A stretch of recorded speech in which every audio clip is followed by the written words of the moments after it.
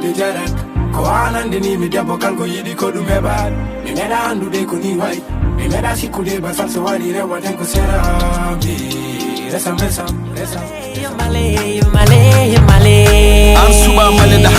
cuɓiɗa beltiɗa hande kay ala ko fondate soyna fewje yetti hande onon ji jamma suka mode fo ne belti kumpone wara hay yittene wara ala kawhor law ala kawhor law wima haalade wara girene wara maji no mbayni hewde moni foni yide hawrude oɗo ñalawma yetu walla ine laaɗo yetu nene baba hande ko ñalawma ma de H, de P, I-O, nyande jubbinaadi mum ko 1970 on saha tawaɗo fof tawama de zéro Tupac, Biggie giɗam yima salam alema an ka yettumbinima kuri ko jamma walema giɗama bande laare anne woto tumbino dejere wona yijite woto yingino ko gonga giɗe minema en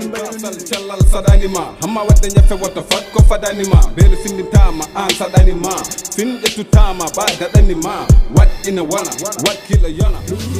wiyede komi avocat yimmi welde jimdi walla yodde bindi rendinde yimɓe jomiraɗo ko yafnade gal fulsarim ayderem fuuta ko gendi nene gendi baba fuuta goltaɗo yimɓe kaaba fuuta mbimi e kalko heewi pour andemi mana jambaro yeleyo kalido yaware hode darnde anana yiloyo sanje am simode number two sanje mo fudanke number two kelede bi maro number two kelede bi maro number two ongama bi maro number two a lady hanam ko tagi adama ya hawa teli a lady hol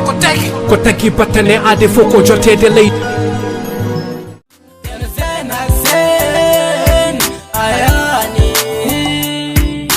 Toba do ila milando la de yana la Njiddon na weltine yitɓe nanandu samona kala hettine FT family highest ko lawol duwawo yettima paɗen ko lawol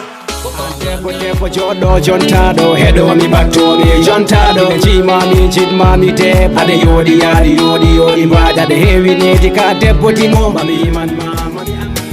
samuni mi woni jiyen avenir père oto heɗoɓi yoɓe debbo sahamum ko ko muusi ɓernde fo ma yaltutende noppi ƴakka ɗum ko betti ɓernde nder aduna ñaago geno safra ɗum kanko jeey aduna o ko kanko anjuno tagiri ɗum ko neɗɗo waawi wadde fof